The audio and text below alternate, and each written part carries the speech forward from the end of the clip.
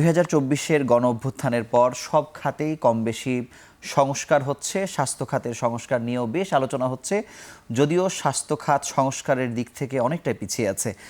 আরোগ্য নিকেতনের আজকের আলোচনার বিষয় স্বাস্থ্য খাতের সংস্কার। এই বিষয়ে কথা বলতে আমাদের সঙ্গে স্টুডিওতে এসেছেন দেশের স্বনামধন্য তিনজন অতিথি। আমাদের সঙ্গে আছেন অধ্যাপক ডক্টর চৌধুরী মাহমুদ হাসান, সাবেক পরিচালক ওষুধ প্রশাসন ও সাবেক ডিন ফার্মেসি অনুষদ, ঢাকা বিশ্ববিদ্যালয়। আমাদের সঙ্গে আরও যুক্ত হয়েছেন অধ্যাপক ডাক্তার মোজাহিরুল হক, সাবেক senior adviser, world federation for medical education.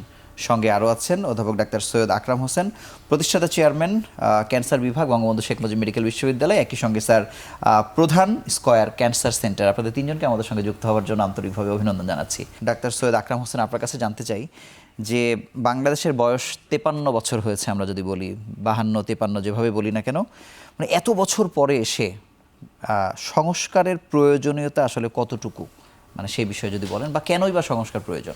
আপনাকে ধন্যবাদ। আমরা লক্ষ্য করেছি যে বাংলাদেশ যদিও অনেক 53 বছর পার করেছে, কিন্তু এই সময়কালে যে পরিবর্তনগুলো স্বাস্থ্য খাতে কাঙ্ক্ষিত পরিবর্তন দরকার, সেটা কিন্তু আসলে হয়নি। কারণ হচ্ছে, আপনি যদি 1948 সালের ইউএন রেগুলেশনস দেখেন, সেখানে একটা কথা পরিষ্কারভাবে বলা আছে, স্বাস্থ্য জনগণের মৌলিক অধিকার। প্রত্যেকটি নাগরিকের, রাষ্ট্রের দায়িত্ব হলো প্রত্যেকটি নাগরিককে স্বাস্থ্যসেবা সুনিশ্চিত করা। সেটা কিন্তু আজকে পর্যন্ত আমরা বাংলাদেশে করতে পারিনি। বিভিন্ন সময় সরকারের পরিবর্তন হয়েছে, রাজনৈতিক পরিবর্তন হয়েছে, আমরা জনগণের কাছে যেমন স্বাস্থ্যসেবা দিতে পারি নাই, ওষুধের প্রাপ্যতা নিশ্চিত করতে পারি নাই, এবং পাশাপাশি আধুনিক আমাদের পর্যাপ্ত চিকিৎসক আমরা নিশ্চিত করতে পারি নাই। কারণ আমরা যদি লক্ষ্য করে থাকি, বাংলাদেশে সারা পৃথিবীর যে স্ট্যান্ডার্ড মিনিমাম 1000 জন একজন চিকিৎসক হবেন, সেখানে আমাদের দেশে এখনও 10,000-এ একজন চিকিৎসক আছেন। আমাদের যদি দেখি যে স্বাস্থ্যসেবার আপনি যদি ব্যয়ের খাত দেখেন, আমাদের 73% মানুষকে নিজের পকেট থেকে পয়সা দিয়ে চিকিৎসা সেবা নিতে হয়। তো সামগ্রিকভাবে আমাদের বাজেটের পরিমাণ যেখানে দরকার, আমাদের হলো জিডিপির মাত্র 5.4%, যেখানে অন্যান্য দেশে 17%। তো সামগ্রিকভাবে কিন্তু আমাদের সংস্কারটা অত্যন্ত জরুরি হয়ে পড়েছে। চেষ্টা হয়েছে আসলে কতটা এই সংস্কারের? আমরা যে এত বছর পর সংস্কারের কথা বলছি, এর আগেও তো আমরা কথায় কথায় বলেছি যে স্বাস্থ্য ব্যবস্থার কাঠামোগত পরিবর্তন দরকার, নানাভাবে আমরা বলেছি, কিন্তু চেষ্টা সত্যিকার অর্থে কতটা হয়েছে? সংস্কার জিনিসটা কখন আসে? যখন জনগণের প্রয়োজনে সরকার চিন্তাভাবনা করবে যে এখানে একটা পরিবর্তন আনা দরকার, তখনই কিন্তু সংস্কারের বিষয়টা আসে। এখন আমি যদি স্বাধীনতার পর থেকে চিকিৎসা খাতে সংস্কারের কথা বলি, তাহলে সংস্কারের বিভিন্ন দিক আছে। যেমন একটা দিক হলো চিকিৎসা শিক্ষা, আর একটা হলো চিকিৎসা সেবা। এই দুটো মেজর সাইড যদি বাদ দেই, তাহলে আরেকটা জিনিস আসে, সেটা হলো যে আমরা যেটা চিকিৎসা শিক্ষা বলি, সেটা ডাক্তাররা করে থাকেন। আর একটা হলো সাধারণ মানুষের জন্য যে একটা শিক্ষার প্রয়োজন আছে বা প্রশিক্ষণের প্রয়োজন আছে, সেইটাকে আমরা কিন্তু চিকিৎসা শিক্ষা বলি না, সেইটাকে বলি আমরা বিশেষ করে মোটামুটি একটা জনস্বাস্থ্যের উপরে একটা প্রশিক্ষণ, এটাকে আমরা স্বাস্থ্য শিক্ষা বলি। তাহলে চিকিৎসা শিক্ষা আর স্বাস্থ্য শিক্ষা দুটো কিন্তু ভিন্ন জিনিস। স্বাস্থ্য শিক্ষাটা মোটামুটি আমরা সম্পূর্ণ আলাদা করে ফেলতে পারি, যে এইটা জনগণের জন্য স্বাস্থ্য সচেতনতা সৃষ্টি করা এবং জনগণের জন্য যে তাদের নিজেদের স্বাস্থ্য সুরক্ষার জন্য যা যা করণীয় সেই জিনিসগুলি করা। তার মধ্যে প্রাথমিক চিকিৎসাটাও আসবে, সেকেন্ডারি চিকিৎসাটাও আসে, এরপরে হলে আমরা তারপরে রোগের চিকিৎসাতে চলে যাব। তো এখন এটাকে যদি বাদ দেই, এটা কিন্তু সর্বসাধারণের সবার জন্য প্রযোজ্য এই স্বাস্থ্য শিক্ষাটা। আর এটা চালু করা উচিত কিন্তু স্কুল থেকে, এবং স্কুলে যদি আমরা স্বাস্থ্য শিক্ষাটা সঠিকভাবে দিতে পারি, সেটার জন্য এখন একটা পরিবর্তন আনা দরকার, যেটা সঠিকভাবে হচ্ছে না। আর চিকিৎসা শিক্ষা যেটা, সেটা কিন্তু আমরা যারা ডাক্তার আছি বা নার্সিংয়ে আছেন বা প্যারামেডিক্সে আছেন এবং দাঁতের চিকিৎসক আছেন, এই সমস্ত মিলিয়ে যে চিকিৎসা শিক্ষাটা, এটা চিকিৎসা শিক্ষা বলি আমরা। মানে রোগের চিকিৎসা দেওয়ার জন্য যে শিক্ষাটা ডাক্তারদের প্রয়োজন বা নার্সদের প্রয়োজন বা প্যারামেডিক্সদের প্রয়োজন, এইটাকে আমরা চিকিৎসা শিক্ষা বলে থাকি। এখন কথাটা হচ্ছে, এই দুটো শিক্ষার যেমন আমাদের দেশে তেমন কোনো সংস্কার হয়নি, উল্লেখযোগ্য কোনো সংস্কার হয়নি। আমি যদি এইভাবেও বলি, তাহলে কোনো একটা দিকেই তেমন সংস্কার হয়নি। এরপরে আপনি যদি পরের বিষয়টায় আসেন, যেটা হলো সাধারণত রোগের চিকিৎসার জন্য তো আমরা ডাক্তার তৈরি করছি। এখন ডাক্তারদের চিকিৎসার মান যদি ধরা হয়, তাহলে আমি চিকিৎসা শিক্ষার মানটা আগে আনবো। স্যার, আমি ওই প্রসঙ্গে আপনার কাছে আসব। আমি অধ্যাপক ডক্টর মাহমুদ হাসান আপনার কাছে জানতে চাই যে বিগত দিনে আমরা বিভিন্ন সময়ে বাংলাদেশের ওষুধের ব্যাপারে, বিশেষ করে 98% ওষুধ আমরা উৎপাদন করতে পারি, সেই সক্ষমতা পৃথিবীর 157টা দেশে আমরা ওষুধ রপ্তানি করি। এই দুটো বিষয়কে ফলাওভাবে আসলে আলোচনা এসেছে, আমরা খুব স্বস্তি প্রকাশও করেছি। কিন্তু সত্যিকার অর্থে ওষুধ খাতে যে সংস্কার, মানে সেটি জনগণের প্রত্যাশা পূরণ করেছে কতটা, আপনি কিভাবে দেখেন? না, এটা তো বলতে হয় যে দুইটা যে বলেছো সেটা দুইটা ফ্যাক্ট। যে আমাদের 98% আমাদের দেশে ওষুধ তৈরি করা হয়, এটা একটা অত্যন্ত গুরুত্বপূর্ণ। কারণ আমি মনে করি বাংলাদেশে নয়, if you compare then develop countries, খুব ডেভেলপ কান্ট্রি ছাড়া কোনো দেশেই এতটা অর্জন করতে পারেনি। 97-98% ওষুধ তৈরি করে। If it take the example of Malaysia, অনেক ডেভেলপ কান্ট্রি বলা হয় মোরলেস, তারাও 50-60% ওষুধ বাইরে থেকে আনে। আর মিডল ইস্টে তো আছেই, তা তৈরি করে নাই। তো সেদিক থেকে একটা উল্লেখযোগ্য অগ্রগতি হয়েছে বাংলাদেশ, স্বীকার করতে হবে। আমরা অনেকগুলি দেশে রপ্তানি করি এবং বিশেষ করে আমরা FDA প্রুভ বেশ কয়েকটা ফ্যাসিলিটিস বাংলাদেশে আছে, প্রায় 8টা কোম্পানি মনে হয়, 8 থেকে 10টা, যারা FDA প্রুভ ফ্যাসিলিটি থাকা মানে তারা আমেরিকাতেও এক্সপোর্ট করছে এবং they are exporting to other develop countries. তো এটা উল্লেখযোগ্য অগ্রগতি হয়েছে। এটা ফর লাস্ট আমি মনে করি 1982 থেকে শুরু হয়েছে ড্রাগ পলিসি হওয়ার, মানে সেটার ফলাফল হয়তো আমরা শেষ দিকে এসে পেয়েছি আর পর কি। থেকে 82 থেকে শুরু হয়েছে ডেভেলপমেন্ট, ফার্মাসিউটিক্যাল সেক্টরকে ডেভেলপ করেছে। এখানে ফার্মাসিস্টদের অনেক কন্ট্রিবিউশন ছিল এবং আমরা মোটামুটি স্বয়ংসম্পূর্ণ। এখন পরবর্তী কথা হচ্ছে যে আসলে ওষুধের মান নিয়ে একটা প্রশ্ন উঠেছে এবং ওষুধের যে আজকাল আমরা বলি যে নকল, ভেজাল, আমরা বলি কাউন্টারফিট, অ্যাডাল্টারেটেড, সাবস্ট্যান্ডার্ড ড্রাগ, 3টা টার্ম ইউজ করি ইংলিশে, যে এটা অ্যাক্সেসিবিলিটি কি, জনগণের কাছে পৌঁছছে কিনা। এটা তো ফ্যাক্ট যে ওষুধ তৈরি করছে, ওষুধ বাইরে থেকে আনছে না, সবই ঠিক আছে। ওষুধের মানের ব্যাপারে এবং ওষুধ বিতরণের ব্যবস্থাটাও তো স্যার আসলে ঠিক, মানে মানুষের ওষুধ তো মানে যখন যা আমার দরকার আমি নিয়ে ফেলতে পারছি, সেখানেও একটা মানে সিস্টেম দাঁড় হয়নি আর কি বাংলাদেশে। বিতরণের ব্যাপারে একটা তো হচ্ছে সরকারি একটা সংস্থা রয়েছে EDCL, তাদের কাজটা প্রায় 1300 কোটি টাকা ওষুধ তৈরি করে বর্তমানে আপ টু নাও, এবং তারা ফ্রি ওষুধগুলো দিচ্ছে ডিফারেন্ট সরকারি হাসপাতাল এবং তোমার স্বাস্থ্য complex, health complex all over the world. তাদের কাজ হচ্ছে শুধু দেয়ার দ্য ডিস্ট্রিবিউশন চ্যানেল, তাদের ডিস্ট্রিবিউশন। আর ফলে ওদের প্রাইভেট প্রতিষ্ঠান, সবই তো প্রাইভেট আমাদের ওষুধ কোম্পানিগুলি, তাদের নিজস্ব উদ্যোগেই তাদের ডিস্ট্রিবিউশন করা। ওদের ডিস্ট্রিবিউশন সেখানে কোনো প্রবলেম আছে আমি মনে করি না, কারণ তাদের নিজের উদ্যোগেই তাদের মার্কেটিং পলিসি আছে এবং তাদের স্বার্থেই, তাদের বিজনেসের স্বার্থে তারা ডিস্ট্রিবিউশন করে থাকে। ডিস্ট্রিবিউশন কোথায় কম হয়েছে এটা আমার জানা নেই। স্যার, আমি সেই প্রসঙ্গে আরেকটু গভীরে আমি আসবো। অধ্যাপক সৈয়দ আকরাম, আপনার কাছে জানবো যে সংস্কারেরও আগে অন্তর্বর্তী সরকার আসার পরে কিন্তু মানুষের একটা প্রত্যাশা যে অনেক কিছু হয়তো পরিবর্তন হবে, কিন্তু আমরা দেখলাম যে স্বাস্থ্য অধিদপ্তর বা মন্ত্রণালয়ে এক ধরনের অস্থিরতা চলছে, বিশৃঙ্খলা চলছে, আন্দোলন হচ্ছে, কাকে দেয়া হলো, কাকে নামাতে হবে, কমিটি গঠন করা হলো, সেখান থেকে সংস্কার কমিটির প্রধান পদত্যাগ করলেন। এই বিশৃঙ্খলা কি আসলে কতটা নেতিবাচক, মানে এরপরেও কি আসলে আমরা প্রত্যাশা করতে পারি সংস্কার আসলে হবে কি না সে বিষয়ে?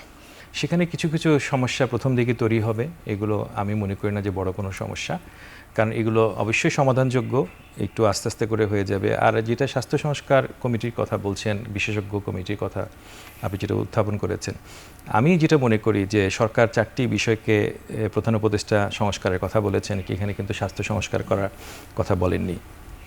কিন্তু দুটো খাত কিন্তু খুবই গুরুত্বপূর্ণ, একটা হলো শিক্ষা, একটা স্বাস্থ্য। এখানেও কিন্তু দুটো কমিশন জরুরিভাবে করা প্রয়োজন সরকারের, এবং যোগ্য ব্যক্তিদের দ্বারা এই ধরনের কমিশন করতে হবে। করলে কিন্তু এই পরিবর্তনের বিষয়টা ভালো হবে, কারণ স্বাস্থ্য মন্ত্রণালয় একটি বিশেষজ্ঞ সংস্কার কমিটি করেছিল, এবং বিশেষজ্ঞ কমিটির মধ্যে যেহেতু সব ধরনের ডিসিপ্লিনের লোক থাকা দরকার ছিল, যেমন হেলথ সিস্টেমের লোক থাকা দরকার ছিল, যেমন দরকার ছিল ফার্মাসিউটিক্যালসের লোক থাকা। কারণ আপনি জানেন যে ওষুধ আমাদের মানে অনেকটা ক্লিনিশিয়ান বেসড হয়েছে আপনার মতে? মনে করেন যে ওষুধের কথা যদি আমরা বিবেচনায় নিই, কারণ হচ্ছে আমাদের স্বাস্থ্যসেবার ব্যয়ের 1/3 হলো ওষুধ, 1/3। সুতরাং এই অ্যাড্রেসগুলো কে করবে? তো সামগ্রিকভাবে স্বাস্থ্যসেবাকে সফল করতে গেলে, জনগণের কাছাকাছি নিতে গেলে কিন্তু আমাদের সব ধরনের মানুষগুলোকে কিন্তু একসাথে নিয়ে এ ধরনের সংস্কারের উদ্যোগ নিতে হবে। মানে আপনি বলছেন যে সুশৃঙ্খল হবে তার পূর্বাভাস এই বিশৃঙ্খলা, এভাবে কি বলতে চাচ্ছেন কিনা? না, আমি বলছি যে এটা যে কোনো, আপনি যদি ইভেন আমরা যদি সাইন্টিফিক্যালি যখন দেখি যে কোনো ক্যাওটিক সিচুয়েশন, আপনি যদি মহাবিশ্ব সৃষ্টি থেকে শুরু করে দেখেন, সবসময় একটা ক্যাওটিক থেকেই কিন্তু এটা ফর্মাল ইয়েতে আসে। তো এটা অস্বাভাবিক কিছু নয়, ধ্বংসের পর সৃষ্টি হয়। আমরা সেই প্রত্যাশায় রইলাম। অধ্যাপক মোজাহিরুল হক, আপনার কাছে জানবো 24 সালের যেই সময়সীমা বেঁধে দেওয়া হয়েছিল জুন মাসের পরে বাংলাদেশের এই শিক্ষার্থীরা ইন্টারন্যাশনাল অ্যাক্রিডিটেশন না পেলে বিদেশে তাদের অনেক পথই আসলে বন্ধ হয়ে যাবে, আর এর মধ্যে তো আসলে পালাবদলের ঘটনা ঘটলো। মানে এটিকে আপনি কিভাবে দেখেন যে এত বছরেও কেন আমাদের মানে এই শিক্ষার মান নিয়ে আসলে এরকম একটা প্রশ্নের মুখে পড়তে হলো? দেখুন, প্রত্যেকটা দেশের একটা অ্যাক্রেডিটিং বডি থাকে, চিকিৎসা শিক্ষা হোক অন্য শিক্ষাই হোক। তো মেডিকেল শিক্ষার অ্যাক্রেডিটিং বডি আমাদের Bangladesh medical and dental council. Similarly nursing শিক্ষার accrediting body nursing council. This was the culture, আমরা এটা প্র্যাকটিস করে এসেছি, পৃথিবীর বিভিন্ন দেশে এখনও সেটাই আছে। আবার কোনো কোনো দেশে নতুন করে তাদের অ্যাক্রেডিটিং বডি ঠিক করেছে। এখন কথা হলো অ্যাক্রেডিটিং বডির কাজটা কি? অ্যাক্রেডিটিং বডির কাজটা হলো মেডিকেল এডুকেশন, এবং যেখানে এই এডুকেশনটা দেয়, প্রশিক্ষণ দেয় সেই স্কুল বা কলেজ, এইগুলির মান দেখার দায়িত্ব হলো, অ্যাক্রেডিট করার দায়িত্ব হলো এই অ্যাক্রেডিটিং বডি। বাংলাদেশের জন্য নতুন করে একটা অ্যাক্রেডিটিং বডি করার কোনো প্রয়োজন ছিল না। আচ্ছা, যেহেতু আমাদের একটা অ্যাক্রেডিটিং বডি অলরেডি আছে, যদি সেটি বাংলাদেশ সক্ষম হতো BMDC, Bangladesh medical and dental council, BMDC. সুতরাং এখানে যে কাজটা world federation for medical education WFME করে, এবং আমি এটার অংশ হিসাবে এটা করেছি।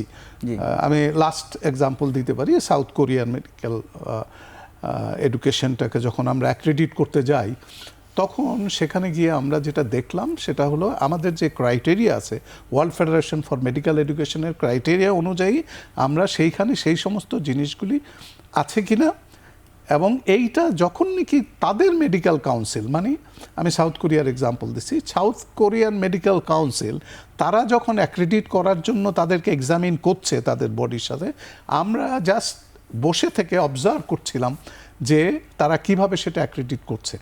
আমাদের কাছে ক্রাইটেরিয়াগুলি ছিল, এবং আমাদের ক্রাইটেরিয়া আর সাউথ কোরিয়ার ক্রাইটেরিয়া যে এক হতে হবে এমন কোনো কথা নাই, কিন্তু স্ট্যান্ডার্ডাইজ করা দুটোই। তো এখন যেমন সাউথ কোরিয়ান মেডিকেল কাউন্সিল একটা মেডিকেল কলেজকে যখন কি অ্যাক্রেডিট করতে যাচ্ছে, তখন আমাদেরকে ইনভাইট করা হয় যাতে আমরা দেখতে পারি যে তারা কিভাবে অ্যাক্রেডিট করে।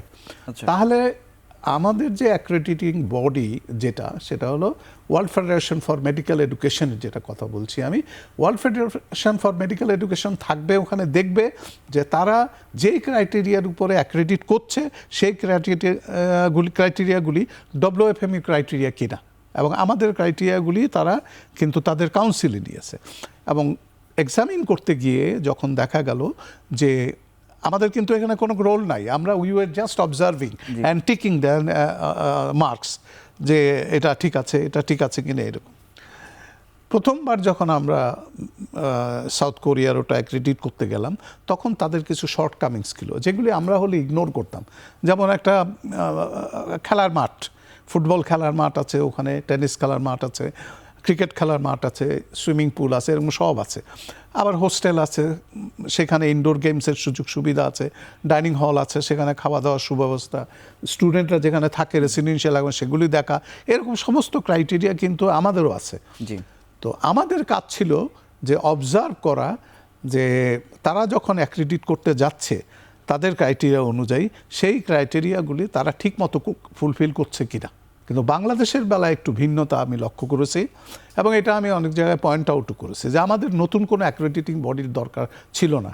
তারপরেও আমাদের একটা অ্যাক্রেডিটিং বডি যেহেতু হয়েছে, এখন আমাদেরকে যেটা করতে হবে, this accrediting body should apply to world federation for medical education, যে আমরা অ্যাক্রেডিটেড হতে চাই, আমরা যখন আমাদের মেডিকেল কলেজ ভিজিটে যাচ্ছি তোমরা আসতে পারো। স্যার, আপনাকে ধন্যবাদ। আমি চমৎকার বিস্তারিত ব্যাখ্যা দেওয়ার জন্য আমি স্যারের কাছে একটু জানতে চাইবো যে দুটো বিষয়, যে মানুষের আসলে স্বাস্থ্য খাতে যত খরচ হয় তার 50%-এরও বেশি তো আসলে ওষুধে তার খরচ করতে হচ্ছে। মানে এই যে চাপ, অর্থনৈতিক চাপ, এটি কমানোর পথ আসলে কিভাবে হতে পারে, আপনার পরামর্শ কি? ওষুধের ব্যাপার তো একটু ভিন্ন, ওষুধের কোয়ালিটির প্রশ্ন আছে। এখন ওষুধের ব্যাপারে আমরা অনেক, যেহেতু আমি ড্রাগে ছিলাম, তারপর অনেক সাংবাদিক সম্মেলনে এরা প্রশ্ন করেছে যে আমরা ওষুধ, ভালো মানের ওষুধ চাচ্ছি কিন্তু সস্তায়, এটাকে কম্প্রোমাইজ করা যায় না। এখানে একটা বুঝতে হবে ওষুধের quality cannot be compromised. You must ensure the quality of drug as per the international standard. Quality ওষুধ না হলে জনগণের কাছে ওষুধ পৌঁছে সেই ওষুধটা বেনিফিট পাওয়া যাবে না। কোয়ালিটি ওষুধ তৈরি করার জন্য ইউ হ্যাভ টু পে মানি, এরকম আর কোনো বিকল্প রাস্তা নেই। বিকল্প রাস্তা একটা হতে পারে যে আমাদের সরকার সাবসিডিজ দিবে কিনা। আমরা ফার্মাসিউটিক্যাল ইন্ডাস্ট্রি, যেহেতু আমি বলেছি আগে 97-98% ওষুধ তৈরি করে, সেখানে আমাদের দুইটা সিস্টেম চলে প্রাইসিং ব্যাপারে। একটা হচ্ছে এমআরপি বলে, ম্যাক্সিমাম রিটেল প্রাইস যেটা বলি আমরা, যেটা ফিক্সড করে গভর্নমেন্ট, এর বেশি বিক্রি করা যাবে না। আরেকটি বলে ইন্ডিকেটিভ প্রাইস, এটা আমি থাকতেই চালু হয়েছিল। কারণ এমআরপি যখন আমরা চালু করবো, ফিক্সড করে দেবো প্রাইসটা, তাহলে দেখা যাচ্ছে মার্জিন কম থাকে প্রফিটের। যদি যারা ভালো কোম্পানি তারা লুজার হয় এবং তারা কমিশন দিতে পারে না যারা বিক্রি করে তাদেরকে। সেই প্রেক্ষাপটে ইন্ডিকেটিভ প্রাইস দেওয়া হয়েছিল। ইন্ডিকেটিভ প্রাইস মানে কোম্পানি নিজে নির্ধারণ করবে যে আমার একটা ওষুধের দাম 100 টাকা হবে, সে মার্জিন রাখবে কত প্রফিট, এবং এটা ওপেন থাকবে। আমি কোনো সিলিং করে দিব না, আপনি 100 টাকা বেশি রাখতে পারবেন, 110 রাখতে পারে, 120 রাখতে পারে। Market will determine the price, competition, এটাই ছিল কনসেপ্টটা। আর এমআরপিতে সমস্যা হচ্ছে, যেহেতু যে ফিক্সড করেছি আমি, ম্যাক্সিমাম রিটেল প্রাইস বলি, সেহেতু আমার সেখানে মার্জিন রাখা। এখন বড় কোম্পানি, তার ফেসিলিটিস বেশি, মেশিনারিজ বেশি, মোর কোয়ালিফাইড লোক দিচ্ছে, অথবা তার তো তখন আমি যে 100 টাকা ফিক্স করি, তাদের 2 টাকা লাভ থাকে, অত সে লুজার হয়ে যাবে। আর যে একটু স্ট্যান্ডার্ড কম মেনটেন করে, তার লাভ বেশি হবে, তাহলে সে বিক্রি করে বেশি, জনগণ ভালো ওষুধ পাবে না। সেই জন্য কোয়ালিটি মেডিসিন এনশিওর করার জন্য আমরা বলি affordable price, which is a very মানে specific and very rational term, affordable price. Affordable price বলতে আমেরিকা অ্যাফোর্ডেবল প্রাইস আছে, আমার এখানে অ্যাফোর্ডেবল প্রাইস আছে, উইথ পিপুল ক্যান অ্যাফোর্ড। মানে আমাদের বড় কোম্পানিগুলি, টপ কোম্পানি এবং বেশ কিছু কোম্পানি যেহেতু বিদেশে এক্সপোর্ট করে, অর্থাৎ তাদের নিজের স্বার্থেই তারা ভালো ওষুধ তৈরি করে। আপনাকে অসংখ্য ধন্যবাদ। আমরা ছোট্ট একটি বিরতি নিয়ে আবার আলোচনায় ফিরছি।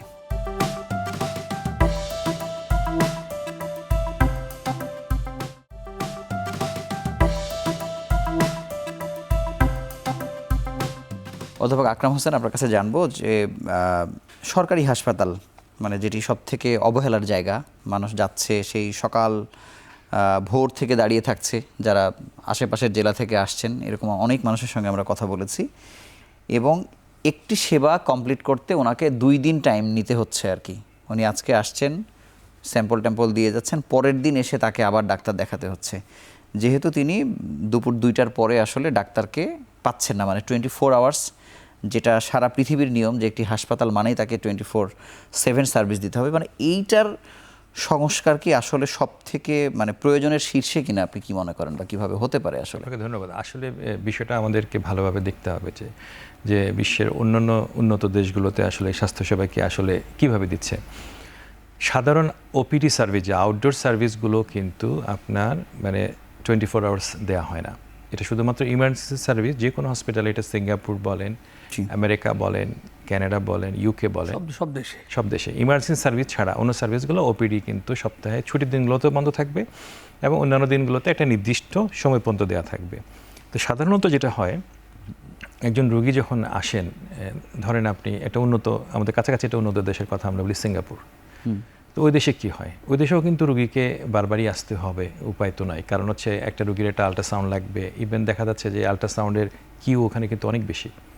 এরকম না যে আজকে বাংলাদেশের একটা দিক সহজ হলো, আজকে একজন ডাক্তার একটা আল্ট্রাসাউন্ড দিলেন, দেখা যাচ্ছে আজকে বিকালে এসে করে নিয়ে আসতে, কালকে সকালে দেখাতে পারবে। কিন্তু আপনি যদি সিঙ্গাপুরে যান, এটার জন্য আপনাকে 3 দিন অপেক্ষা করতে হবে বা 4 দিন অপেক্ষা করতে হতে পারে। একটা টেস্ট দিলেন, ওইটার জন্য আরও অপেক্ষা করতে হবে। কিন্তু তারপরেও কি কোনো সিস্টেম লস কি আছে সরকারি হাসপাতালে? মানে আমি বলছি আপনার, এখন সরকারি হাসপাতালগুলোতে সিস্টেম লসটা হলো অন্য জায়গাতে। কারণ হচ্ছে আপনি দেখবেন ঢাকা মেডিকেল কলেজের আরএস বা আরপি ডেলি 150 থেকে 200 রুগী দেখে থাকেন। 8 ঘন্টায় একটা মানুষ 200 রুগী কিভাবে দেখেন? এটা কি সেকেন্ডের হিসাব ছাড়া আর এটা কি নৈতিকভাবে সম্ভব? রাষ্ট্র কিন্তু, আমি যখন বিভিন্ন সময় সরকারের সচিবদের সাথে কথা বলেছি, বা তারা কিন্তু এই বিষয়গুলো নিয়ে তারা মানে গুরুত্ব দিতে চান না। তারা বলেন যে না, করতে হবে। কিন্তু জনগণের তো সেবাটা পেতে হবে, উপযুক্ত সেবাটা পেতে হবে। কারণ আমি 1 মিনিটে দেখে দিলাম, আবার রুগী প্রকৃত ডায়াগনোসিস হলো না, কোনো কিছুই হলো না, সে বাধ্য হলো বাইরে চলে গেল, তাহলে লাভটা কি হলো? বটে। হ্যাঁ, সেবাটাকে কিন্তু একটা জায়গার মধ্যে আমাদের একটা পয়েন্টে এনে, আপনি যেটা চাচ্ছেন যে একটা পয়েন্টে সেবাটা দ্রুততম সময়ের মধ্যে পূর্ণাঙ্গ করা আর কি। পূর্ণাঙ্গ করা। তো পূর্ণাঙ্গ করার জন্য এই বিষয়টা কিন্তু দরকার নেই পৃথিবীর কোনো দেশে, যে কোনো জায়গাতে কিন্তু সব কিছু ওয়ান স্টপ সার্ভিস আমরা যত কথাই বলি না কেন, বাস্তবে প্র্যাকটিক্যালি পসিবল না। এই যে প্রায় আমরা বলে থাকি যে সরকারি প্রতিষ্ঠান, বেসরকারি প্রতিষ্ঠান, আমার কথাটা হলো যে আজকে একটা বেসরকারি প্রতিষ্ঠান, সাপোজ বাংলাদেশে অনেকগুলো বেসরকারি প্রতিষ্ঠান চেইন আকারে অনেক ভালো সেবা দিচ্ছে, ন্যায্য মূল্যে দিচ্ছে, এরকম তো আছে, তো আছে না? তো সরকার তো রুগীগুলোকে এলাকা ভিত্তিক ভাগ করে দিতে পারে, যে ঠিক আছে রংপুরে এই মানুষগুলো এই সেবা নিবে, এই জায়গাতে নিবে, এই ডায়াগনস্টিক সেন্টার থেকে তারা এখানে করে নিয়ে আসবে। আমার দরকার হলো যে শুভকে বা ইনাকে আমাদের সার্ভিসটা এনশিওর করা চাই। এটার জন্য কোনোভাবেই দরকার নাই যে ওই প্রতিষ্ঠানে, সরকারি প্রতিষ্ঠানে সব হতে হবে, কোনো প্রয়োজন নাই। বাংলাদেশের সব কিছু সরকারের, সব কিছু জনগণের, সেটা বেসরকারি প্রতিষ্ঠান হলেও সরকারি প্রতিষ্ঠান হলে সব কিছু কিন্তু দেশের মানুষের। ধন্যবাদ। এই প্রসঙ্গে জি অবশ্যই তো বলেন স্যার। যেহেতু কিছুটা কাছাকাছি, বাংলাদেশে তো বেসরকারি হাসপাতাল অনেক হয়েছে, জি অনেক অনেক মানে কি বেশি অনেক উন্নত প্রাধান্য মানের তাদেরই হয়েছে। আসলে। এটা একটা বড় ইম্প্যাক্ট হচ্ছে, যারা পয়সা আছে, অ্যাফোর্ড করতে পারে, তারা সেখানে যাচ্ছে। ফলে হচ্ছে কি তারা কিন্তু সরকারি হাসপাতালে যাচ্ছে না। আমরা আগে দেখেছি ছোটো থাকতে, যখন মানে এগুলো ডাবল 20-30 ইয়ার্স বিফোর, তখন কিন্তু দেখা গেলো পাবলিক হসপিটালগুলিতে ওই ভিআইপি গভর্নমেন্ট অফিসার্স, তারা এই মন্ত্রী মিনিস্টার নিয়ে তারা রুম পেত, ভিআইপি রুম ছিল। এখন যেহেতু most of the rich people আর অ্যাফোর্ড করতে পারে, খুব রিচ না, মধ্যবিত্ত, তারাও কিন্তু এখন ডায়াগনোস্টিক সেবাগুলি পাচ্ছে, প্রাইভেট হসপিটাল পাচ্ছে। হসপিটাল বিভিন্ন ক্যাটাগরি রয়েছে, যেমন ইবনে সিনা ফর এক্সাম্পল, রিলেটিভলি মাঝারি, ইউনাইটেড এক্সপেন্সিভ, এভার একটা বিভিন্ন মানুষ দে ক্যান অ্যাফোর্ড। তাতে হচ্ছে কি একটা উল্লেখযোগ্য সংখ্যক জনগণ তারা সরকারের থেকে সাপ নিচ্ছে না, তা সেই ভ্যাকুয়ামটাতে কিন্তু সাধারণ লোকরা পাচ্ছে। এটা কিন্তু স্যার 60-70% কাছাকাছি স্যার। আমি 5% জানি না, গুড ফিগার। জি স্যার। এটা একটা ইম্পর্ট্যান্ট আমাদের প্রগ্রেস বলতে হবে। আর ওভারঅল তুমি যে কথা হলো, ওষুধের কথা বলি, আমরা হসপিটাল সার্ভিস বলি, এটা রেসপন্সিবিলিটি গভর্নমেন্ট আসলে সব দেশে। কিন্তু স্যার আমি বলি যে বেসরকারিতে যেই প্রশ্নটা আসলে ওঠে, যে একই পরীক্ষা বা একই একটি সেবা, মানে একটা বেড ভাড়া, এটার পার্থক্যর আসলে যত বেশি হয়, মানে সেটিকে নির্ধারণ করার জন্য আসলে সরকারকে কোনো একটা স্টেপ আসলে নেওয়া নিতে হবে। না, এই যেটা আমি বলি সেটা হলো যে এই সমস্ত সেবাটা সরকারের একটি কাঠামোর মধ্যে হবে। জি, সরকার বলে দিবে যে আমি অমুক জায়গাতে আজকে একটা স্ট্যান্ডার্ড মেনটেন করবে, অমুক জায়গাতে হবে, সরকার মূল্য নির্ধারণ করে দিবে, সমস্ত সেবার মূল্য নির্ধারণ করে দেবে, কত টাকা সে নিতে পারবে, কোন প্রতিষ্ঠান কি নিতে পারবে। আমরা তো দেখেছি, আমরা কোভিডের সময় দেখেছি না যে কোভিডের টেস্টের দাম কম হবে, একটি দুটি পরীক্ষার বেলায় করা হয়েছে। এটা করা হয়েছে না, এটা অর্থ হলো যে সরকার চাইলে এটা করতে পারে। স্যার আপনাকে ধন্যবাদ। আমি স্যারের কাছে জানতে চাই যে স্বাধীনতা উত্তর আপনি প্রথম ব্যাচের মেডিকেল স্টুডেন্ট, আমি ভুল করে না থাকলে, সেই সময় যে কারিকুলাম পেয়েছিলেন আর এই বিগত এতগুলো বছরে কোনো পরিবর্তন হয়েছে কিনা, পৃথিবী যেভাবে পরিবর্তন হচ্ছে বা কারিকুলামের যে পরিবর্তন হচ্ছে, সেই জায়গাতে বাংলাদেশ কোন জায়গায় আছে? আমি 72 সাল দিয়ে শুরু করি, সেই ব্যাচে আমরা ডাক্তার হয়ে বেরোলাম, আর আমরা 65-তে ঢুকেছি।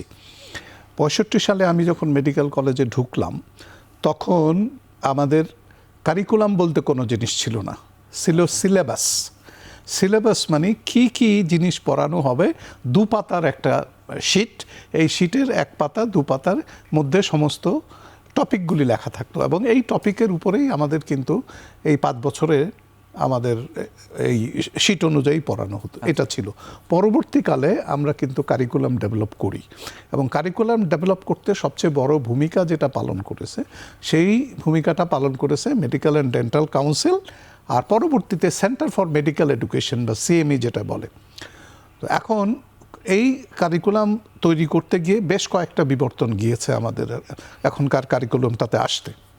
কিন্তু লক্ষণীয় বিষয় যেটা, এটা একটা সায়েন্টিফিক প্রসেস কারিকুলামটাকে ডেভেলপ করা, এবং কারিকুলামটার বিভিন্ন ধরনের এই প্রসেসগুলির বিভিন্ন নাম পর্যন্ত আছে।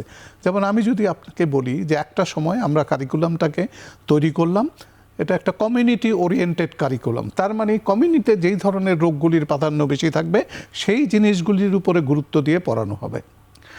এটা একটা কারিকুলাম হলো। আমরা প্রথম দিকের কারিকুলামটা আমরা কমিউনিটি ওরিয়েন্টেড কারিকুলাম, পরবর্তীতে কথা আসলো কমিউনিটি বেসড কারিকুলাম। তার মানে কারিকুলামটাকে ইমপ্লিমেন্ট করা হবে ইন দ্য কমিউনিটি। এবং তখন আমরা গুরুত্ব দিয়েছি যে আমাদের স্টুডেন্টরা গ্রামে, মানে বিশেষ করে হেলথ কমপ্লেক্সগুলিতে গিয়ে সেইখানে 1 মাস থেকে 3 মাসের প্রশিক্ষণ নেবে তারা, মানে বোঝার চেষ্টা করবে আসলে। That is community based curriculum. কিন্তু এখন যে কথাটা হচ্ছে সেটা কারিকুলাম বলা হতো, কিছুদিন আগেও ছিল এটা এভিডেন্স বেসড কারিকুলাম। মানে আমাদের যেই রোগগুলি সাধারণত হয় এবং সেই রোগগুলির চিকিৎসা দেওয়ার জন্য যেটা করা, সেটাকে আমরা বলতাম এভিডেন্স বেসড। কিন্তু এখন বর্তমানে যেই কথাটা বলা হয় সেটা হলো, এর মধ্যে আরও কারিকুলাম আছে, আমি সেগুলিতে যাচ্ছি না। গ্রস যেটা মূল কথা যেটা আমি বলতে যাচ্ছি সেটা হলো বেস্ট এভিডেন্স বেসড কারিকুলাম। মানে এই দেশের মানুষের নিড অনুযায়ী আমরা গবেষণা করে দেখব যে এই দেশের একজন ডাক্তার, সে ডাক্তার হওয়ার পরে সে সঠিকভাবে রোগ নির্ণয় করা থেকে শুরু করে রোগের চিকিৎসা এবং রিহ্যাবিলিটেশন পর্যন্ত যদি করার জন্য যেই প্রশিক্ষণটা দরকার, সেই প্রশিক্ষণটাই আমরা দেবো। দ্যাট ইজ, আমি যেটা বললাম যে বেস্ট এভিডেন্স বেসড। তো এখন আমরা যেটা এখন আমরা দিচ্ছি সেটা অনেকটা মিক্সড কারিকুলাম।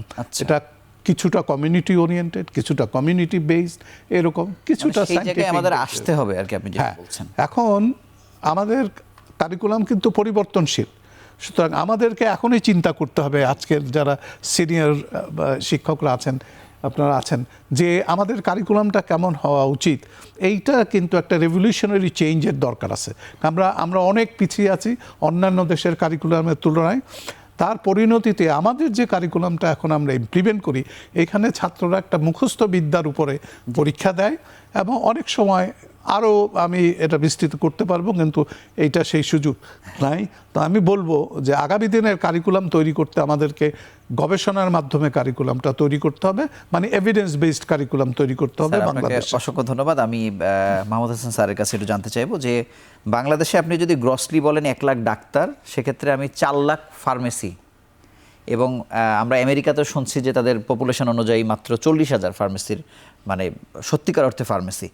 তো নানা রকম চেষ্টা আসলে হয়েছে, মডেল ফার্মেসি তৈরি করা হয়েছে, এগুলো কোনো কিছু আসলে বাস্তবায়ন হয়নি।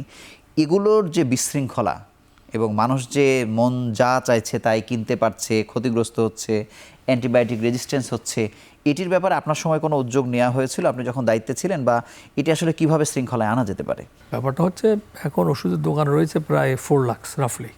আমার সময় ছিল অনেক কম, আমি তো অনেক আগে ছিলাম। ইন্টারন্যাশনাল স্ট্যান্ডার্ড নিয়ম হচ্ছে প্রত্যেকটা ফার্মাসি ড্রাগ স্টোর আর ফার্মেসি স্টোরে একজন রেজিস্টার্ড ফার্মাসিস্ট মাধ্যমে ওষুধটা ডিসপেন্স করতে হয়। ওষুধের একটা 2টা ভাগ আছে, একটা হচ্ছে OTC, over the counter drug, আর একটা প্রেসক্রিপশন ড্রাগ। এটা প্র্যাকটিস করা হয় মোটামুটি পৃথিবীর সব উন্নত বিশ্বে এবং উন্নয়নশীল বিশ্বে। লাইক অনেক সময় উদাহরণ দিয়ে থাকে সৌদি আরব, যেন যারা হজ করতে আমরা অনেক লোক অ্যানকাউন্ট, ভেরি সিম্পল, কোনো ওষুধের দোকান মক্কা মদিনার মধ্যে তারা কোনো ওষুধ উইদাউট প্রেসক্রিপশন দিবেন, ভেরি স্ট্রিক্টলি। ওটিসি দিবে, প্যারাসিটামল, একটু পেইন কিলার, ঠিক আছে, কিন্তু উইদাউট প্রেসক্রিপশন দেওয়া নট। এবং সেখানে আমি একটা সম্পূরক প্রশ্ন আপনাকে এই ফাঁকে করে দিই, সেটা হচ্ছে যে ওষুধের দোকানে বসার মানসিকতা, রেজিস্টার্ড ফার্মাসি যাদেরকে বলছেন, তাদের মানসিকতা আসলে তৈরি হয় না, তারা থাকতে চায় না। আর যারা দোকানদার, তারা আসলে বেচা বিক্রিতে যদি তিনি বাধাপ্রাপ্ত হন, তাহলে তিনি আবার তাকে রাখতে চান না, আবার সেই ধরনের স্যালারিও দিতে চান না। তৃতীয়ত হচ্ছে, বলা হয় যে ডাক্তারদের সাথে এক ধরনের একটা গ্যাপ আছে, তারা চান না আসলে তারা একই সঙ্গে সেবাটি আসলে দেখ। মানে এই জায়গাতে সংকটটা আসলে কোন জায়গায় আপনি মনে করেন? আমি বলছি ইন্টারন্যাশনাল স্ট্যান্ডার্ডটা ফলো করলে এখানে সমস্যা আছে। জি, সমস্যাটা হচ্ছে, আমি বললাম যেহেতু ওষুধের যেখানে ওয়ার্ল্ডের সব develop country, G, or developing countries, আমরা তো ডেভেলপিং কান্ট্রির দিকে যাচ্ছি বলতেছি, আমাদের পপুলেশন বিরাট, এটা বুঝতে হবে। অর্থাৎ প্রত্যেকটা ড্রাগ স্টোরে যে আমরা ফার্মাসিস্টকে এমপ্লয় করা, এ গ্রেড ফার্মাসি আমার 3 রকম আছে, এ বি সি। এ মানে যারা ফার্মাসি ইউনিভার্সিটিতে গ্র্যাজুয়েশন নিয়েছে, তাদের সংখ্যা খুবই কম। সেই লোক এখানে এখন স্যার অনেক বেশি, স্যার বেসরকারি বিশ্ববিদ্যালয় হওয়ার কারণে যেগুলো আছে সেগুলো দিয়েও যে পরিমাণ দোকান সেখানে কাজ করা, কিন্তু সবাই তো কোম্পানিতে চলে যাচ্ছে স্যার, তাদের ওই আগ্রহটা তৈরি করতে আমরা পারি। এটা বলছি, ঠিক আছে, তোমার পয়েন্ট ইজ কারেক্ট। অনেক দোকানে থাকবে, দোকানে থাকতে গেলে, ফার্মেসি স্টোর চাকরি করতে গেলে তাকে যে ধরনের স্যালারি এবং অনার দিতে হবে, সেটা আমাদের সোসাইটিতে নেই। আমাদের দেশে মানুষ চাকরি করে, তো একটা সোশ্যাল স্ট্যাটাস থাকতো স্যার। যদি সংখ্যা আপনি কমিয়ে দিতেন তাহলে তো অবশ্যই। সংখ্যা কমিয়ে দেওয়াটা, এটা নিয়ে অনেক আমি যেটা প্রশ্ন করি, কিন্তু আমাদের পক্ষে সম্ভব নয়। বাংলাদেশ যে পরিমাণ আমাদের পপুলেশন এবং যে ধরনের নেটওয়ার্ক আমাদের এটা পসিবল না। আমাদের অবশ্যই বেশি দোকান রাখতে হবে, এটাই বাস্তব, কারণ আমাদের পক্ষে সেগুলোকে তাহলে মানে আনতে হবে স্যার, যে না, সেটা বলছি, এখানে অ্যাক্সেসিবিলিটির প্রশ্ন আছে। আমার তো ওষুধ দোকান থাকতে হবে কাছে, আমার ওষুধের জন্য তো আমি 5 মাইল দূরে যেতে পারবো না, সব তো ট্রান্সপোর্ট নাই, সব জায়গায় রিক্সা নেই, হেঁটে যেতে হবে। অতএব এইটা বন্ধ করার সুযোগ নেই, ওষুধ দোকান থাকবে। সেগুলিকে কিভাবে পরিচালিত করার জন্য এ গ্রেড পাওয়া যাবে না, বি গ্রেড পাওয়া যাবে না, সেই জন্য সি গ্রেড একটা প্রভিশন আমি থাকতে একটা পারমিশন আমরা দিয়েছিলাম, মানে মন্দের ভালো। সি গ্রেডের জন্য আমরা একটা ট্রেনিং দিয়ে ব্যবস্থা করছি, একটা ছোট্ট একটা বই ছিল, সেই বইতে মোটামুটি ড্রাগ সম্পর্কে আইডিয়া দেওয়া হয়েছে এবং সেখানে দেওয়া হয়েছে। যেহেতু সেখানে প্রেসক্রিপশন বেসড আমরা করতে পারবো না, প্রেসক্রিপশন করতে গেলে তো আমার ফার্মাসিস্ট অ্যাম্পল করতে হবে, আমার 400,000 ফার্মাসিস্টও নেই এবং তারা সেখানে চাকরি করবেও না, কারণ আমাদের সোশিয়াল সাথে তারা এটা পছন্দ করে না। আর তুমি যেটা বলো সেটা হচ্ছে সে যে মালিক রাখবে, এত টাকা দিয়ে টাকা রাখবে না, ওই যে একটা কনফ্লিক্ট হবে মালিক, ওনার এবং ফার্মাসিস্ট, এই জন্য এটা বাস্তবে সম্ভব নয়।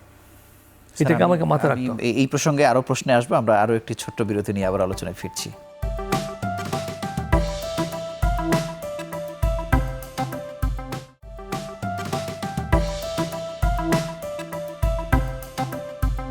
স্যার, আমি আগের প্রশ্ন ধরে আপনার কাছে জানতে চাই যে ওষুধ প্রশাসন অধিদপ্তর তার যে সক্ষমতা, এই যে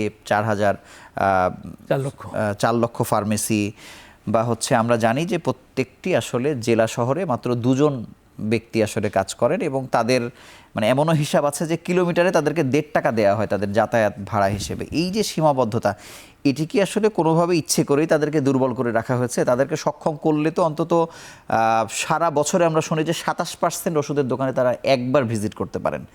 এই সমাধানটা কিভাবে হতে পারে বা ওষুধ প্রশাসনকে কোন জায়গায় দেখা যেতে পারে, আপনি কি মনে করেন? আমার মনে হয় এখন যে সংস্কারের উদ্যোগ নেওয়া হয়েছে, আজকে আলোচনা করছি, এটা একটা সংস্কারের মধ্যে আসবে। জি, আমাদের ড্রাগ অ্যাডমিনিস্ট্রেশন, সেটা হচ্ছে মূল রেগুলেটরি অথরিটি।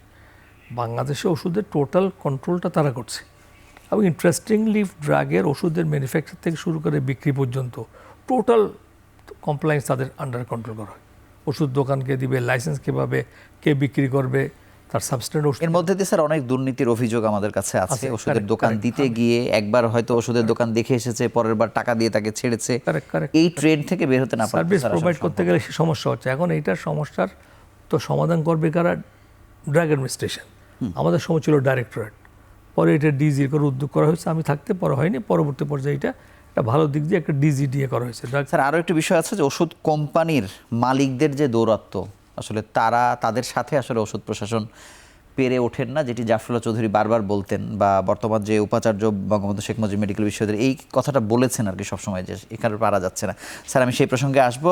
অধ্যাপক সৈয়দ আকরাম হোসেন, আপনার কাছে জানতে চাই যে এই যে সংস্কার কমিটি, বিশেষজ্ঞ প্যানেল যে তৈরি করা হলো, বা অধ্যাপক ডাক্তার এম.এ. ফায়েজ স্যার যে সেখান থেকে পদত্যাগ করলেন, যা কিছু হোক না কেন, কোনো কমিশন তৈরি হওয়ার আসলে দরকার আছে কিনা? সংস্কারের প্রক্রিয়াটা কিভাবে এগিয়ে যেতে পারে? তো আমি অ্যাকচুয়ালি স্যারের কিছু কথা আমি করতে চাই, কারণ হচ্ছে ডক্টরস পার্সপেক্টিভ থেকে বা মানে প্রফেশনাল পার্সপেক্টিভ থেকে, সেটা হলো যে মেডিসিনের ক্ষেত্রে যে আমাদের ট্রেড প্রাইস, একটা হলো ম্যাক্সিমাম রিটেল প্রাইস, এর মধ্যে যে গ্যাপটা, এটা একটা ওয়ার্ল্ড স্ট্যান্ডার্ডে অন্যান্য জায়গায় কি আমরা করি, আমরা এটাকে কতখানি মিনিমাইজ করতে পারি, রিটেলারকে এত টাকা দিতে হবে কেন, কত পার্সেন্ট, এটা তো বোধহয় যাকে তাকেই বা আমি ওষুধের দোকান কেন করতে দেবো? আমার দাদার একটা লাইসেন্স ছিল, সেটা দিয়ে আমি এখন আমি বলছি ওষুধের মূল্যে, কারণ ওষুধের মূল্য তো জনগণের উপর দিয়ে যাচ্ছে। জি বটে। ওষুধের যে ট্রেড প্রাইস যেখানে হলো, এটা কিন্তু ফার্মাসিউটিক্যালসের ম্যানুফ্যাকচারিং প্রাইস কিন্তু কমপ্লিট এখানে,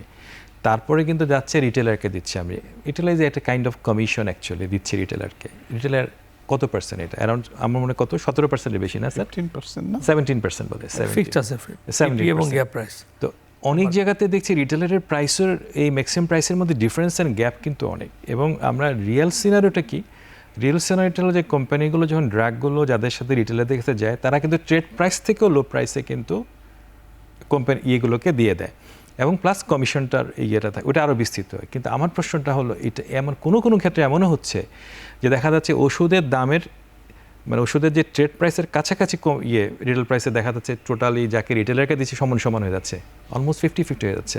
এটা একটা বিশাল পরিমাণ অর্থের বোঝা। এই অর্থের বোঝা অবশ্যই রাষ্ট্রকে মানে উদ্যোগ নিয়ে কমাতে হবে, এটা একটা বড় জায়গা। দ্বিতীয় একটা জায়গা হলো যে স্যার যেটা বলছিলেন যে ফার্মেসিগুলো, যে বিভিন্ন জায়গাতে যে ফার্মেসিগুলো আছে, ফার্মেসিগুলোর ক্ষেত্রে যেটা হলো যে সি গ্রেডের ফার্মাসিস্ট দিতে যাচ্ছেন, কিন্তু এখানে যেটা খুবই গুরুত্বপূর্ণ, যেটা বাংলাদেশের ফার্মাসিউটিক্যালস কোম্পানিগুলোর ক্ষেত্রে স্যার এখানে আছেন, আমি যেটা বলি শ্রদ্ধার সাথে, সেটা হলো যে আমরা প্রায় সময় দেখছি যে ইন্টারন্যাশনাল লেভেল থেকে ড্রাগ তৈরি হচ্ছে, পরের দিন বাংলাদেশে ড্রাগটা চলে আসছে। কিন্তু এটা যে আমেরিকাতে একটা ড্রাগ অ্যাপ্রুভ হলো এফডিএ দিয়ে, সেটা বাংলাদেশের প্রতি যদি 2 সপ্তাহ 3 সপ্তাহ 4 মাসের মধ্যে চলে আসে, বাংলাদেশের জনগণের উপরে এটা তো কোনো ট্রায়াল হয় নাই। জনগণের স্বাস্থ্যের সাথে এটা কি যাচ্ছে কিনা, এটা কোনো পরীক্ষা নিরীক্ষা করার কোনো উপায় নেই। এবং ফার্মাসিউটিক্যালস কোম্পানিগুলো বলে যে আমি টেস্ট করে দেখেছি এটা ভালো ভালো, কিন্তু এটা ওষুধ মানে আমাদের ওষুধ অধিদপ্তর যেটা ডিজি অধিদপ্তর, কিন্তু তাদেরকে কিন্তু যাচাই বাছাই করে দেখতে হবে যে ওষুধটা মানুষের স্বাস্থ্যের জন্য উপকারী এবং এটা আমরা ব্যবহার করতে পারি। এবং শুধুমাত্র ব্যবসায়িক উদ্দেশ্যে ওষুধ বাড়ানো হয়েছে অনেক, মানে যে ওষুধগুলো আসলে দরকার ছিল না নানা নামে। আচ্ছা, তো এখন এটা কিন্তু জরুরিভাবে সাধারণ মানুষের জন্য, সাধারণ মানুষের কল্যাণের জন্য এটা ড্রাগ অ্যাডমিনিস্ট্রেশনের একটা ভালো ল্যাবরেটরি থাকা দরকার, যে ল্যাবরেটরিতে এফডিএ এর মতো প্রত্যেকটা মেডিসিন ওইভাবে দিয়ে যেতে হবে। এফডিএ অ্যাপ্রুভালের ক্ষেত্রে বাংলাদেশে যে কথাটা প্রায় বলা হয় যে এফডিএ অ্যাপ্রুভাল, সেটা হলো পার্টিকুলার কোনো ড্রাগের জন্য পার্টিকুলার কোনো ইস্যুতে। আপনি যদি ইন্টারন্যাশনাল ক্লিনিক্যাল রিসার্চ গ্রুপগুলো দেখেন যে এফডিএ কীভাবে একটা ড্রাগকে অ্যাপ্রুভাল দেয় বা কীভাবে ক্লিনিক্যাল রিসার্চকে কন্ডাক্ট করে, সেটা কিন্তু বাংলাদেশে টোটালি অ্যাবসেন্ট। তো এই জিনিসগুলো যদি আমরা না করতে পারি, আমি আরেকটা কথা একটু বলিনি, আরেকটু সময় যদি আমাকে দেন, সেটা হলো যে আমাদের ডক্টরদের আমাদের দিক থেকে আমরা যে প্রেসক্রিপশনটা রাইট করি, এই যে প্রায় সময় বোঝা যায় না, চেনা যায় না, কিন্তু বাংলাদেশকে বলা হয়ে থাকে ডিজিটাল কান্ট্রি, যে বাংলাদেশে সব জায়গায় গ্রামে গঞ্জে সব জায়গায় ইন্টারনেট পাওয়া যায়। তো এই প্রেসক্রিপশনসগুলো যদি ড্রাগ অ্যাডমিনিস্ট্রেশন বা সরকারের যে কোনো সংস্থা যদি এগুলো সেন্ট্রালি একটা মনিটরিত হাবের মধ্যে, প্রতিটা প্রেসক্রিপশন যদি সেন্ট্রাল সিস্টেম ইলেকট্রনিক সিস্টেমে থাকতো, এবং তাহলে কিন্তু রোগীদের যেমন উপকার হতো, ফার্মেসিগুলো জানতো এবং সরকারও জানতো যে ডক্টররা কোন মেডিসিন ইউজ করছে, কোন মেডিসিন এটা কি সঠিক ইন্ডিকেশন কিনা, সব তথ্য পেয়ে যেত।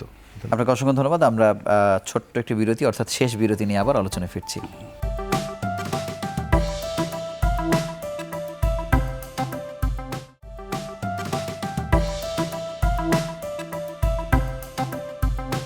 স্যার, অধ্যাপক মোজাহিরুল হক, আপনার কাছে জানবো যে 127টা মেডিকেল কলেজ বাংলাদেশে, এই এতগুলো মেডিকেল কলেজের আসলে প্রয়োজন আছে কিনা আপনি কি মনে করেন? আমরা যেমন বলতাম যে জেলায় জেলায় বিশ্ববিদ্যালয় চাই, সেখানে অনেক গ্রামও আছে।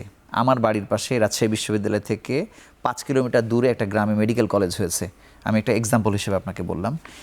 দরকার আছে কিনা, এবং সরকারি মেডিকেল কলেজেও আসলে শিক্ষক দেওয়া সম্ভব হয়নি, বেসরকারি খবর তো আরও অনেক বেশি খারাপ। এই জায়গায় সংস্কার কিভাবে হতে পারে? অত্যন্ত গুরুত্বপূর্ণ একটা প্রশ্ন আপনি করেছেন, এবং যেটা গুরুত্বপূর্ণ আজকে থেকে না, আজকে 50 বছর ধরে এই প্রশ্নটা গুরুত্বপূর্ণ। মেডিকেল এডুকেশনকে কিন্তু আমরা সাধারণ অন্যান্য এডুকেশনের সাথে তুলনা করতে পারি না। এইটা একটা মানুষের সুস্থতা থেকে মৃত্যু পর্যন্ত অত্যন্ত গুরুত্বপূর্ণ। তো এখন এই স্বাস্থ্যের জন্য আমরা একজন ডাক্তার তৈরি করতে, আমি অন্য প্রফেশনে যাচ্ছি না, মানে নার্সিং, প্যারামেডিক্স এরাও কিন্তু allied branch of medical science, যেখানে তারা কন্ট্রিবিউট করেন। 1971 বাংলাদেশের জনসংখ্যা ছিল 7 কোটি, 7.5 কোটি, am I right? জি। 7 কোটি লোকের জন্য সেখানে মেডিকেল কলেজ ছিল কয়টা? 8টা মেডিকেল কলেজ ছিল 7 কোটি লোকের জন্য। আর এখন আমাদের জনসংখ্যা আমি ধরে নিই 18 কোটি, তাহলে আমাদের প্রোগ্রেসিভ ওয়েতে চিন্তা করলে আমাদের কয়টা মেডিকেল কলেজ হওয়া উচিত, একটা সহজ অঙ্ক। সুতরাং আমাদের এক কথায় আমি বলে দিতে পারি যে বাংলাদেশে মেডিকেল কলেজের সংখ্যা জনসংখ্যা অনুপাতে অনেক বেশি। শ্রীলঙ্কার মতো দেশে কোনো প্রাইভেট মেডিকেল কলেজ নাই, একটা মাত্র প্রাইভেট মেডিকেল কলেজ, যেটাকে medical council, Sri Lankan medical council এখনো রিকগনাইজ করে নাই। আচ্ছা, তার মানেটা কি? তার মানে তাদের অত জনসংখ্যা আমাদের মতো বেড়েছে, কিন্তু তাদের medical college, private medical college বা গভর্নমেন্ট মেডিকেল কলেজ তো তাদের বাড়াতে হয়নি। আমি 30 সেকেন্ডে একটা সম্পূরক প্রশ্ন আপনার কাছে করতে চাই, যে আমাদের দেখবেন যে ডাক্তারদের সাইনবোর্ডে লেখা থাকে, এত সিরিয়াল ধরে লেখা থাকে, অনেক ডিগ্রি তারা নিয়েছেন, অনেক সময় এমডিও করছেন, এফসিপিএসও করছেন, অনেক ধরনের ডিপ্লোমা করছেন, মানে এগুলোরও একটা শৃঙ্খলার আসলে দরকার আছে কিনা, বা পৃথিবীতে আসলে কিভাবে চলে, যদি একটু সংক্ষেপে বলেন স্যার। দুটো ভিন্ন বিষয়, তারপরেও আমি ওটা একটু শেষ করে বলি আপনার এইটাতে আসা। এখন কথা হলো কতগুলি অনারারি ডিগ্রি আছে, ঠিক আছে, তাছাড়াও বেশ কিছু ডিগ্রি আছে that is not recognized in Bangladesh. আপনাকে সিম্পল যদি বলি, একজন এমবিবিএস ডাক্তার, তার নামের পরে এমবিবিএস ডিগ্রি লেখার পরে বিসিএস হেলথ, এটা তো তার কোনো কোয়ালিফিকেশন না, সেই হিসাবে একাডেমিক কোয়ালিফিকেশন না। তো আমি এটা বলে যে জায়গাটায় আসতে চাচ্ছি, দেখেন যে রিকগনাইজ ডিগ্রি কিন্তু আমাদের দেশে আছে। কি আছে আমাদের এখানে আমরা তো জানি, আমাদের college of physicians and surgeons আছে, ইউনিভার্সিটি আছে, সেই সমস্ত ডিগ্রিগুলি তো রিকগনাইজ ডিগ্রি। পাশাপাশি বিদেশি ডিগ্রি, অনেক দেশের ডিগ্রি আমাদের এখানে রিকগনাইজ না, কিন্তু উনি ওখানে প্র্যাকটিস থেকে পাশ করে এসছেন, সেইটাকেও আমরা ইকুইভ্যালেন্সি করে আমরা কিন্তু রিকগনাইজ করি। কিন্তু প্রশ্নটা এসে যাচ্ছে যে সত্যিকারের প্র্যাকটিস করার জন্য, আমি যে ডিসিপ্লিনে প্র্যাকটিস করব, সেইটাই করার জন্য আমার কি কোয়ালিফিকেশনস আছে, সেইটাই শুধু উল্লেখ থাকা প্রয়োজন।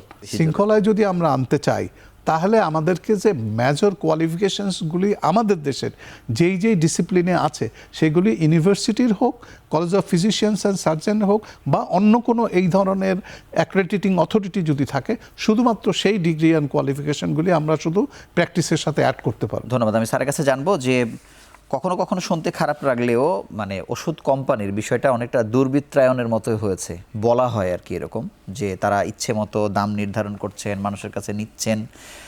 আবার অনেক ক্ষেত্রে তারা বাংলাদেশকে স্বয়ংসম্পূর্ণ করেছেন, দুটি ভিন্ন রকম বিষয় আর কি।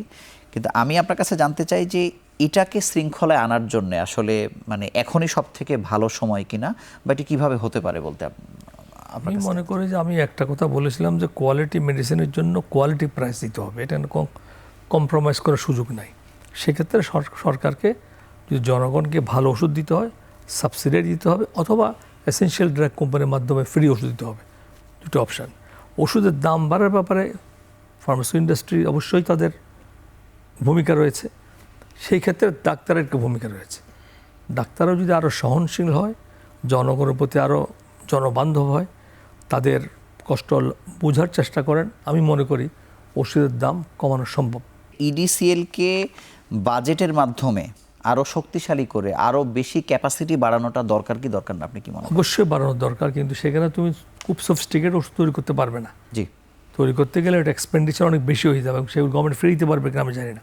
বরং তাছাড়া এটা বাদ দিয়ে যদি প্রাইভেট সেক্টরে যে ওষুধ তৈরি হয়, সেখানে যদি গভর্নমেন্ট যদি সাবসিডি দিতে পারে, এরকম স্ট্রাকচার থাকে সংস্কারের ভিতর দিয়ে, যে তারা আমরা কিছু পয়সা দিব গভর্নমেন্টকে, যদি যারা এন্ট্রি করবে, রেজিস্ট্রেট করবে, গরিব পেশেন্টের ক্ষেত্রে আমরা কিছু পয়সা কম দিব, ওষুধ কিনতে হবে যে কোনো জায়গার থেকে, উইল পে সাম মানি, যেটা বিভিন্ন হেলথ সিস্টেম আছে। স্যার ধন্যবাদ। আমরা একেবারে শেষ প্রান্তে, আকরাম স্যার আপনাকে দিয়ে শেষ করব যে এই সংস্কারের যাত্রায় যারাই আসবেন, কমিশন বলি বা যেভাবেই বলি না কেন, সেই মানুষগুলো চয়েস করার ক্ষেত্রে আসলে আরও কত সতর্ক, বা ওই যৌক্তিক মানুষগুলোকে খুঁজে বের করা কতটা জরুরি, এবং আমাদের সংস্কারের শুরুর দিকে প্রায়োরিটি কী কী হওয়া উচিত? স্বাস্থ্যের ক্ষেত্রে আমি মনে করি সরকার যদি একটু মনোযোগ দেন, এবং বিশেষ করে একটা বিষয় বারবার যদি আমরা দেখি, আমরা একটা বিষয় খুবই গুরুত্বপূর্ণ, যে বিগত সময়ে ব্যাপক দুর্নীতি, অনিয়ম স্বজনপ্রীত হয়েছে। সরকারকে অবিলম্বে একটা শ্বেতপত্রিকা তৈরি করতে হবে যে কি কি অনিয়ম দুর্নীতি হয়েছে। সংস্কারের বিষয়টা কিন্তু অনিয়ম দুর্নীতিগুলো কিভাবে ভবিষ্যতে না হয়, বন্ধ করা যায়, সেই প্রক্রিয়াগুলো যেন আবার পুনরায় চালু না হয়। বারবার আমরা একটা কথা বলছি, পরবর্তী সরকারের সময় যেন একই ঘটনাগুলো না ঘটে। তাহলে ওই আগে কি ঘটেছিল সেগুলো তো জানতে হবে। স্বাস্থ্য মন্ত্রণালয় এখন পর্যন্ত দুর্নীতির বিরুদ্ধে বা শ্বেতপত্রিকার জন্য কোনো অঙ্গীকার প্রকাশ করেননি। এটা জরুরিভাবে করতে হবে। প্রায়োরিটির মধ্যে তো আমরা জানি কী কী প্রায়োরিটি, আমরা এখানে দুটো প্রায়োরিটি অলরেডি এসে গেছে। একটা হলো মেডিকেল শিক্ষা, মেডিকেল শিক্ষার মধ্যে অনেক ভাগ আছে, সেটা একটা। ওষুধ খাত একটা। এছাড়া স্বাস্থ্যসেবাকে বিকেন্দ্রীকরণ, স্বাস্থ্যসেবাকে বিভিন্নভাবে নিয়ে যাওয়া, নার্সিং থেকে শুরু করে প্যারামেডিক্স থেকে শুরু করে অনেক কিছুগুলো, সব কিছু মিলিয়ে, আর কমিউনিটি বেস স্বাস্থ্যসেবাটা কতখানি কমিউনিটি বেস করা যায়, এগুলো নিয়ে কিন্তু 6টা বা 7টা থিমেটিক এরিয়া করা যায়। এবং আমি জানি যে মাহমুদ হাসান স্যার ছিলেন, স্যার দুজনেই জানেন, মোজাল্লেম স্যার ছিলেন, কারণ একটা সময় কিন্তু 3 রূপের যে ছিল, রূপরেখা ছিল, তিন জোটের যে রূপরেখা ছিল, সেখানেও কিন্তু কিছু কথা বলা ছিল ওই সময়। পরবর্তীতে 91-এর পরও কিন্তু অনেকগুলো টাস্কফোর্স হয়েছিল। সেসব টাস্কফোর্সে কিন্তু যে কথাগুলো বলা হয়েছিল, ওই কথাগুলো যদি ইমপ্লিমেন্ট করা হতো, তাহলে বাংলাদেশের স্বাস্থ্যসেবার পরিবর্তন ঘটে যেত, কিন্তু সেটা হয় না। আমরা সেই প্রত্যাশা রইলাম। আপনাদের 3জনকেই আমাদের স্টুডিওতে আসবার জন্য আন্তরিকভাবে অভিনন্দন জানাচ্ছি। সম্প্রতি যুক্তরাষ্ট্র বাংলাদেশে যে $200 মিলিয়ন সহায়তা করেছেন, এর দুটি খাতকে গুরুত্ব দিতে বলা হয়েছে। তার মধ্যে স্বাস্থ্যকে গুরুত্ব দেওয়ার কথা বলা হয়েছে এবং আমরা বারবারই আসলে এই কাঠামোর সংস্কারের কথা বলছি, কিন্তু সত্যিকার অর্থে সংস্কারের সেই সময়টি হয়তো আসেনি। আমরা স্বপ্ন দেখতে শিখছি। যে আলোচনাগুলো হলো ততটুকু সংস্কার যদি হয়, আমার মনে হয় বা আমাদের মনে হয় যে বাংলাদেশের স্বাস্থ্যসেবা আমূল পরিবর্তন হবে এবং জনগণের কাঁধে যে অর্থনৈতিক বোঝা এবং শারীরিকভাবে যে প্রতিনিয়ত তারা ক্ষতিগ্রস্ত হচ্ছেন, সেই জায়গা থেকে তারা অনেকটা আরাম পাবেন বা বাংলাদেশের স্বাস্থ্যসেবায় সন্তুষ্ট হবেন। তো এই ছিল আজকের মতো। আগামী পর্বে আবারও নতুন কোনো বিষয় নিয়ে হাজির হব। সেই সময় পর্যন্ত ভালো থাকুন, সুস্থ থাকুন।